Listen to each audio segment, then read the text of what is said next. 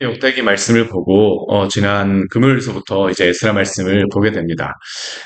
에스라 말씀은 이게 시작이 역대기의 말씀과 에스라 말씀이 동일한 말씀으로 시작하면 아니 동일한 그 말씀으로 이어져 있습니다.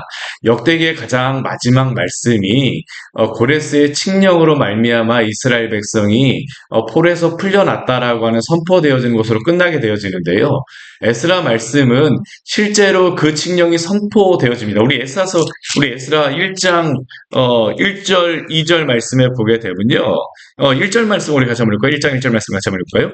바사왕 고레스 원년에 여호와께서 예레미야의 의 이브를 통하여 하신 말씀을 이루게 하시려고 바사왕 고레스의 마음을 감동시키심에 그가 온 나라에 공포도 하고 조소도 내려 이르되 앞에 이 1절 말씀이요.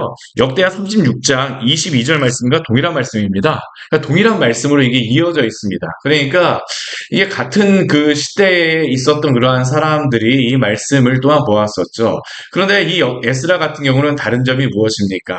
역대기 같은 경우는 이 이스라엘 전 역사를 조망하면서 그리고 포로에서 해방되어지는 것까지가 끝났다고 하게 되면 이 에스라의 말씀은 포로에서 해방된 말씀의 그 역사의 그러한 기록이 바로 이 에스라의 말씀에 나와 있는 겁니다. 에스라와 느헤미야의 말씀은 뭐 한 가지의 사건, 뭐 동일한 그러한 일들이 일어난 세 가지의 그러한 동일한 일들을 이야기하고 있는데 그게 무엇이냐면 포로에서 돌아오는 이스라엘 백성들의 세 가지의 그런 포로 귀환 중심으로다 그것과 함께 이루어지는 여러 가지 사건들 하나님의 역사하심이 기록이 되어 있습니다. 이 에스라 우리 지금 보고 있는 3장은 에스라 1장서부터 6장까지의 말씀이 첫 번째 포로로 귀환한 백성들의 그러한 그 역사가 여기에 기록되어져 있죠. 우리 1장 말씀에서는 하나님께서 이 고레스를 통하여서 해방시키신 그런 말씀이 나왔습니다. 이게 참 우리로는 성경에 이렇게 기록되어져 있구나라고 생각할지 모르겠지만 이스라엘 백성들도 사실 이것이 성경에 기록되어진 것을 알았습니다. 예레미야를 통하여서 70년이 지나게 되면 폴에서 해방되리라는 그런 말씀을 들었고요. 심지어는 이 해방되어지기 한 150여 년 전에 이사야를 통하여서 그 해방하게 하는 그런 왕이 바로 고레스라고 하는 것도 이미 알고 있었습니다.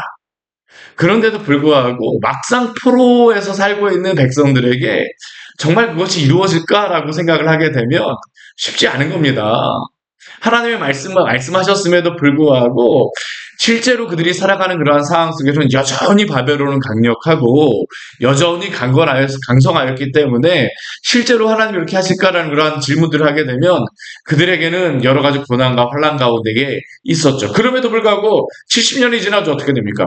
하나님이 포로에서 해방시켜 주셨습니다.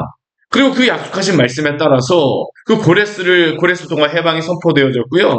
이스라엘 백성은 그 해방에서 포로에서 귀환하게 되어졌습니다. 그래서 2장 말씀에서 우리가 말씀을 나누진 않았지만 2장에서 나오는 말씀 어떤 말씀이냐 하면 그 포로에서 해방되어지고 나서 돌아온 백성들의 그 명단들이 기록되어져 있습니다. 4만 명이 넘는 사람들이지만 그 사람들의 이름이 전체가 다 기록되어지진 않았어요. 그렇지만 그 가운데에서 이름들, 그 족장의 이름들, 그 지도자들의 이름들이 여기에 나와 있는 것입니다. 우리는 이 말씀을 볼 때에 이러한 사람들이 있었구나라고 그냥 뭐 읽을지 모르겠지만요. 이게 여러분들도 한번 생각해 보십시오. 우리나라 같은 경우에 중요하게 여기는 것 중에 한 가지가 무엇입니까? 족보 아닙니까? 족보. 그렇죠. 우리들도 뭐 몇 대손 이 족보를 굉장히 중요하게 여기고 뭐 하는 그러한 집안들, 지금도 그러한 것들을 하는 그러한 집안들 있지 않습니까? 그러면 그러한 것들을 이야기할 때 보면 몇 대손 하는데 여기에 나와 있는 게 바로 그것입니다. 그 사람들이 돌아온 사람들이 누구인가? 우리의 조상들이 이렇게 돌아왔구나. 사실 우리는 이 말씀을 볼 때에 그냥 밋밋하게 읽을 수 있겠지만 이 이스라엘 사람들이 이 말씀을 볼 때에는요. 정말 우리의 조상 이분이 이렇게 돌아왔구나. 우리가 여기에 속하였어. 그렇기 때문에 이 2장의 말씀은 포로에서 귀환한 백성들에게는 굉장히 큰 은혜가 되어지는 말씀입니다. 저는 오늘 2장 말씀을 나누는 것은 아니지만 우리 모두의 이름이 또한 주님의 나라에 갔을 때 생명책에 기록되어진 줄 믿습니다. 우리 이름이 거기에 기록되어져 있다는 것을 상상만 해보십시오. 그것만 가지고도 우리가 얼마나 기쁩니까? 주님이 나를 기억하고 계신다. 여기에 나와 있는 그러한 이름은요. 주님이 기억하고 계신다라는 겁니다. 주님이 붙잡아 주셨다. 그러니까 이게 은혜가 되어질 수밖에 없죠. 그리고 그렇게 이 여기에 명단이 기록되어진 사람들이 이제 돌아왔습니다. 그러면 그들이 돌아와서 이 가나안 땅에서 무엇을 할까요? 그들은 왜 돌아왔을까요? 그게 바로 오늘 3장에서 우리에게 주시는 말씀이죠. 그들이 왜 들어왔습니까? 오늘 말씀해 보게 되면요. 두 가지를 이야기합니다. 첫 번째 무엇이냐면 하나님을 예배하기 위해서 돌아왔습니다. 또 두 번째는 무엇이냐면 성전을 건축하게 되어집니다. 사랑하는 여러분, 하나님이 우리를 부르신 이유는 하나님을 예배하기 위해서, 하나님께 영광을 돌리기 위해서 우리를 부르신 줄 기억하시기를 바랍니다.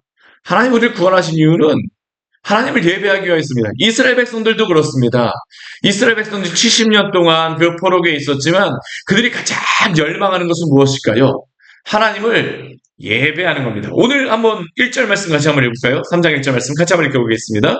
이스라엘 자손이 각자의 성읍에 살았더니 일곱째 달에 이르러 일제히 예루살렘에 모인지라. 이스라엘 자손이 각자의 성읍에 살았습니다. 왜 각자의 성읍에 살았을까요? 처음에 와서는 각자의 성읍으로 흩어질 수밖에 없습니다. 왜냐하면 이 이스라엘 백성들이 한 곳에 모일 수만은 없어요. 이 지금 돌아온 백성들은 각자의 기업이 있습니다. 그렇기 때문에 각 기업으로 돌아가서 황폐하였던 그 땅들을 돌아보며 그 땅들을 정리하고 그러한 일들을 행하게 되죠. 그리고 그 자신들이 거할 그러한 거처라든가 또한 농사를 지을 수 있는 그러한 준비들을 하였을 것입니다. 오늘 말씀을 보게 되면요. 일곱째 달이라고 이야기하는데 이 일곱째 달이 우리나라로 다치게 되면 언제인지 아십니까? 이게 우리나라 추석과 비슷한 때입니다. 추석과 비슷한 때. 추석과 비슷한 때. 그러니까 이 시기는 언제냐면 언제 돌아온 그러한 시기로부터 이 이스라엘 백성들이 어느 정도 그 농사를 마무리하고 어떻게 정리를 하고 새로운 농사를 시작하는 것들을 준비하면서 있었던 그러한 시간입니다. 근데 그것이 어느 정도 마무리되죠. 바로 하는 것이 무엇입니까? 일제히 예루살렘으로 모였습니다.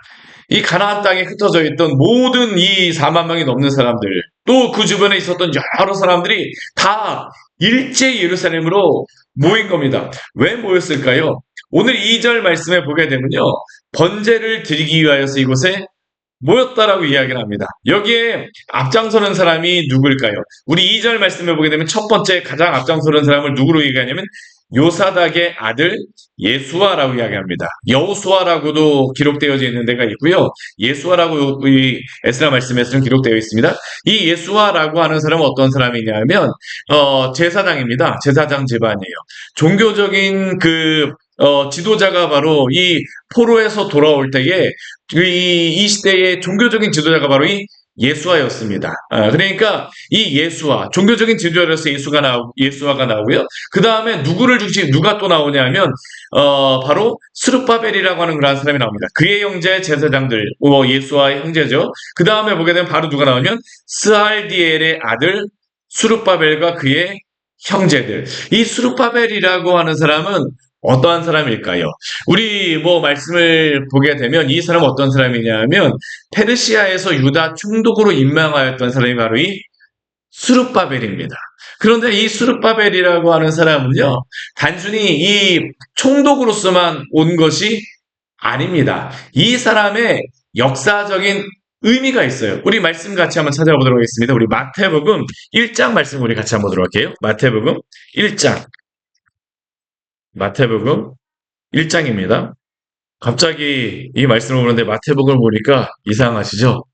근데 이 사람이 굉장히 중요한 사람이에요. 왜냐하면 우리 1장 12절 말씀 같이 한번 읽어보겠습니다. 1장 12절 말씀 같이 한번 읽어볼게요. 바벨론으로 사로잡혀간 후에 여고냐는 스알디엘을 낳고 스알디엘은 수룹바벨을 낳고 우리 여기에 보게 되면 우리 에스라 우리 3장 2절 말씀에 보게 되면 수룹바벨의 아버지가 누구입니까? 스알디엘입니다. 스알디엘. 근데 우리 마태복음 우리 1장 12절 말씀 보게 되면 이 스알디엘과 수룹바벨이 동일하게 나오고 있죠. 근데 이 스알디엘 같은 경우는요, 그의 아버지를 누구로 다 이야기합니까? 여고냐라고 이야기합니다. 여고냐, 여고냐, 여고냐. 여고냐가 혹시 누군지 아십니까? 우리 역대기 말씀에서는 여고냐가 나오긴 했는데요. 우리 여고냐로 다 나오기보다는 여우야 긴으로 다 뒤에서 나와 있습니다. 이 여우야 긴은 누구입니까? 여우야 김, 여우야 긴, 시드기야, 그리고 나서 남유다가 이스라엘이 멸망하게 되었는데 시드기야 바로 전에 왕이었던 사람이 바로 이 여호야긴이라고 하는 사람입니다. 3개월밖에 통치를 하지 못하였어요. 그리고 3개월 통치하다가 바벨론으로 2차 포로 때에 붙잡혀간 사람이 바로 이 여호야긴 왕이었습니다. 그 여호야긴 왕의 또 다른 일이 바로 여고냐입니다. 여고냐가 이 포로로 붙잡혀가고 나서 낳았던 그러한 아들이 누구냐 하면 바로 스알디엘이었어요.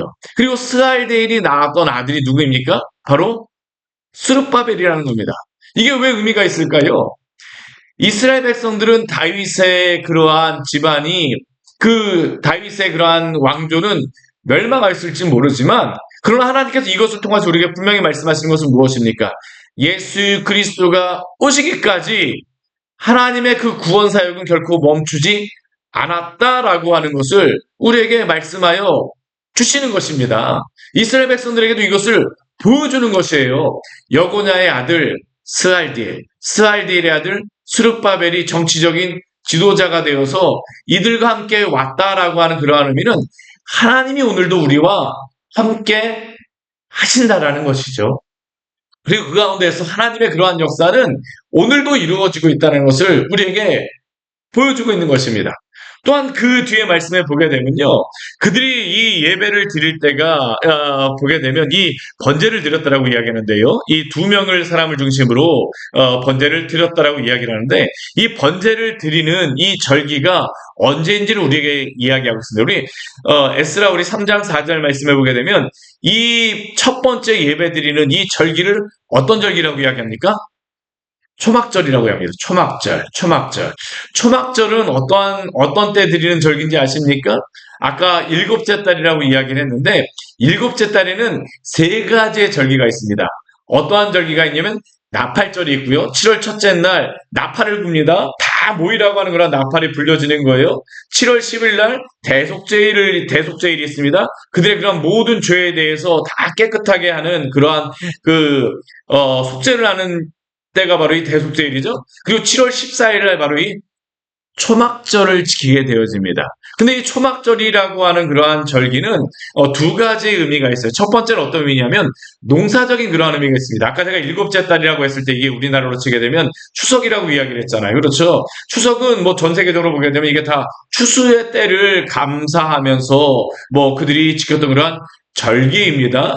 그러니까 이 초막절이라고 하는 것은 농사의 그러한 모든 추수가 끝나는 그러한 절기가 바로 이 초막절이에요. 근데 또 농사로 다 보게 되면요. 또 이게 다른 의미가 뭐냐면 농사가 끝나기도 하지만 이스라엘 같은 경우는 1년 내내 농사를 짓습니다. 이게 왜 1년 내내 농사를 짓냐 하면요.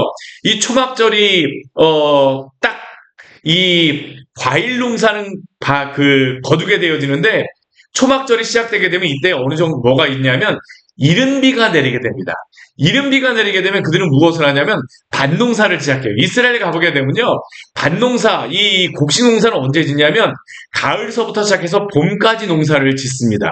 그 밀과 보리가 바로 이 가을서부터 겨울, 봄까지 이루어지는 겁니다. 좀 더 따뜻하기 때문에. 그래서 이 곡식 농사가 되어지고요.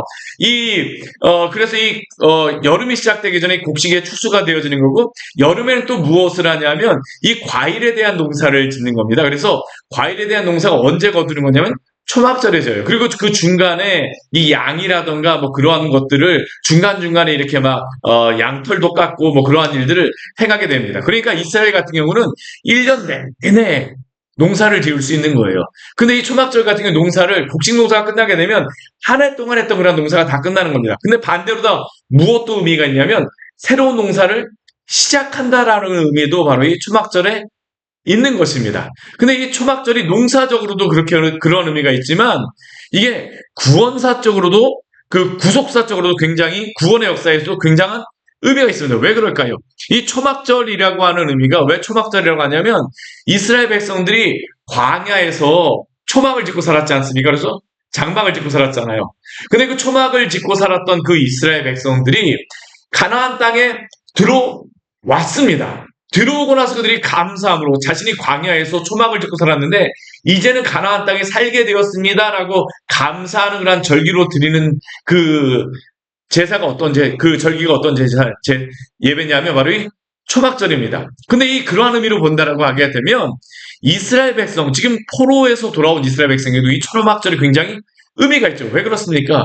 바벨론의 포로 시기가 다 끝나고 새로운 가나안의 그러한 삶이 시작되었다는 겁니다. 그러니까 초막절이라고 하는 것은 무엇인가가 끝나고 새로운 것이 시작되어지는 것들. 이전에 그들이 바벨론의 그러한 포로에서 살았었지만 그러나 이제는 하나님이 주시는 다시 약속의 땅에서 그들이 살게 되어졌다. 그렇기 때문에 그들이 어떻습니까?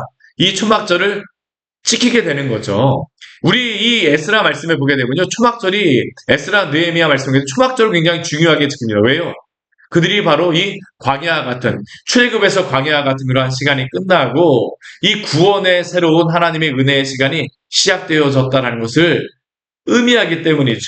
그래서 이스라엘 백성들은 이곳에서 하나님을 예배하며 그 기뻐하며 이 예배를 시작하게 되어집니다. 그래서 그 뒤에 말씀을 보게 되면요. 이 초막절을 중심으로다 해서 매일 정세여제로다 이제 초막절 이후로다는 매일의 번제, 아침과 저녁에 상번제를 드리고 5절 말씀에 보게 되면 상번제를 드리고 매달 초하루가 되면 예배를 드리고 또한 안식일도 당연히 드리죠. 안식일의 예배도 드리죠. 그리고 여호와의 모든 거룩한 절기의 번제와 또한 그러한 것들이 시작되어졌다라고 이야기합니다. 이게 언제부터입니까? 바로 일곱째 달 초하루. 이 초막절이 시작되어지는 달서부터 이러한 것들이 시작되어졌다라는 겁니다. 그런데 이러한 것들을 이루시는 분이 누구십니까? 하나님이십니다. 하나님. 이들은 하나님을 예배할 수 있었어요. 근데 이렇게 하나님을 예배할 때에 한 가지 이전과 다른 한 가지가 있어요. 그게 무엇입니까? 우리 오늘 우리 3장 6절 말씀을 보게 되면 이런 말씀이 있습니다. 우리 같이 한번 읽을까요?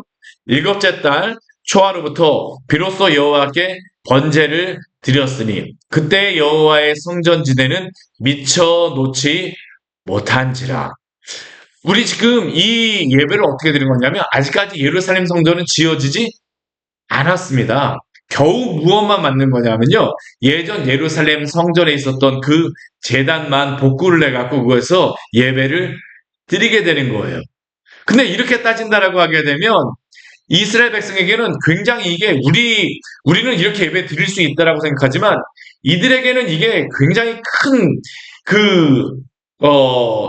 예전 같으면 상상도 할 수 없는 일이 벌어진 겁니다. 예전에 이스라엘 백성들은 어떻습니까? 항상 예루살렘 성전에서 예배를 드려야만 했어요. 그렇죠? 성전이 있어야지만 그들을 예배를 드릴 수 있다라고 생각을 했습니다. 심지어는 그들은 하나님보다도 성전을 더 중요하게 여겼습니다. 이스라엘 백성들이 나중에 보게 되면 예루살렘에 무조건 모입니다. 왜 예루살렘에 모였었냐 하면 그 히스기야 왕 때에 예루살렘에 있을 때 나머지 그 모든 성들은 다 무너지고 오직 어떤 성만 남았습니까? 예루살렘 성만 남았어요. 근데 이 예루살렘 성만 남고 나서 그들이 구원을 받다 보니까 그들에게 한 가지 이상한 믿음이 생겼는데 하나님을 의지하기보다는 무엇을 더 의지하는 겁니까? 예루살렘 성을 더 중요하게 여기는 겁니다. 예루살렘 성 안에만 있으면 우리는 구원을 받는다. 예루살렘 그래서 성전은 무조건 중요하게 지켜야 합니다. 근데 오늘 한번 말씀 보십시오. 예루살렘 성전 없습니다. 그러나 오늘 그들이 드리는 예배를 하나님이 받으셨을까요? 받지 않으셨을까요? 받으셨습니다. 이것은 무엇을 의미합니까? 이들에게 정말로 중요한 것은 성전 그 건물이 아니라 하나님 자신을 그들이 예배해야 된다는 거죠. 사랑하는 여러분, 우리가 하나님을 예배하며 살아가는 그런 성도들이 되어지기를 원합니다. 우리가 이것을 분명하게 하지 않게 되면요. 우리가 상황이 좋아야지만, 이러한 일이 있어야지만, 무엇이 있어야지만 하나님을 예배하고 하나님께 나아갈 수 있다고 이야기합니다. 그러나 그렇지 않습니다. 하나님은 어떠한 분이십니까? 우리의 상황과 상관없이 하나님은 예배받기에 합당하신 하나님이심을 믿으시기를 바랍니다. 우리는 그 하나님을 예배하는 겁니다. 이스라엘 백성에게는 완전히 패러다임에 전환이 생기는 겁니다. 하나님을 예배해야지 성전 자체를 예배하는 게 아니라는 겁니다. 물건 자체가 아니라 하나님을 예배하는 것이죠. 하나님을 예배하는 것. 이스라엘 백성에게 이것을 분명히 보여줍니다. 그리고 이러한 가운데서 어떻습니까? 이스라엘 백성들은 그러나 하나님을 예배하는 그 장소는 분명히 필요해요. 아, 그러면 건물은 필요 없습니까? 라고 질문하시는 분들이 있어요. 그렇진 않습니다. 저는 건물도 필요하다고 생각하는 사람이에요. 우리가 경건의 능력이 중요하지만 그러나 경건의 모양이 없게 되면요.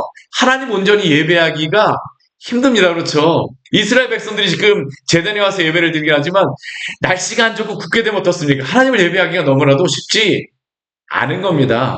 그러니까 경건의 모양과 경건의 능력은 함께 있어야 되죠. 그러니까 그 뒤에 말씀을 보게 되면요. 이스라엘 백성들이 이제 성전을 다시 건축하려고 노력을 합니다. 그래서 우리 8절 이후의 말씀에 보게 되면 이스라엘 백성들이 우리 8절 우리 앞부분만 같이 한번 볼게요. 예루살렘에 있는 하나님의 성전에 이른 지 2년 둘째 달에, 이 2년 둘째 달에 무엇을 하냐면 성전 건축하는 것을 이제 시작을 하는 겁니다. 그래서 뒤에 말씀에 보게 되면요. 이 10절 말씀을 보게 되면 여호와의 성전의 기초를 놓았다라고 이야기합니다. 성전의 기초, 바닥이라든가 그러한 공사들이 어느 정도 되어지는 것이죠. 그런데 이 이스라엘 백성들에게는 이 바닥 공사, 이 성전의 기초만 놓여졌어도요, 그들에게는 무엇이 있을까요? 감격이 있는 겁니다.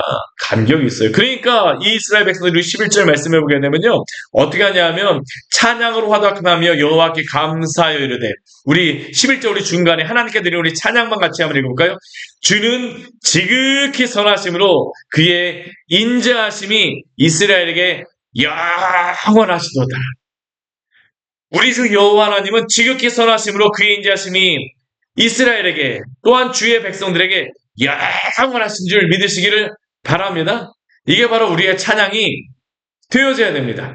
기초가 놓여진 것만 봐도요, 이스라엘 백성들은 너무나도 감격을 하는 겁니다. 그러니까 이스라엘 백성들은 기초가 놓여질 때 다 모여서 찬양을 하며 기뻐합니다. 근데 그 뒤에 말씀을 보게 되면요, 이 기뻐하는 사람들만 있었던 것은 아닙니다. 우리 12절 말씀을 보게 되면 어떻습니까?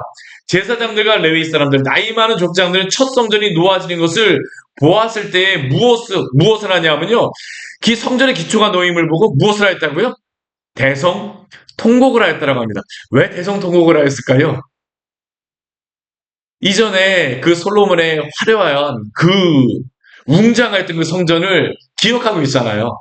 그들이 보기에 지금 지어지고 있는 이 성전은 사실은 그만큼 화려하지 않습니다. 기초를 놓았어도요, 그만큼 화려하지 않고 또 한 가지 무엇입니까? 이 성전이 무너진 것을 볼 때에 그들의 죄악을 보게 되어지는 것이죠. 회개하게 되어지는 것입니다. 우리가 이러한 것들 때문에 하나님 앞에 범죄함으로 이렇게 되어졌구나. 그럼에도 불구하고 하나님께서 우리에게 다시 이렇게 성전을 건축할 수 있게 하셨구나라고 하는 것이 바로 이들의 감격 아니겠습니까? 너무나도 기쁘니까 한편에서는 슬픈 마음과 함께 기쁜 마음이 있는 것이죠. 사랑하는 여러분, 우리가 하나님을 예배할 때에 이러한 감격이 날마다 있기를 원합니다. 사실 우리에게 필요한 것이 무엇일까요? 하나님을 감격함으로 예배하는 것입니다. 오늘 예배를 보십시오. 이스라엘 백성들이 이전에 70년 전에 생각했을 때는 상상도 할 수 없는 예배였습니다. 이것도 준비가 안 됐고 이것도 준비가 안 됐고, 그러나 이들에게는 감격이 있습니다. 왜요?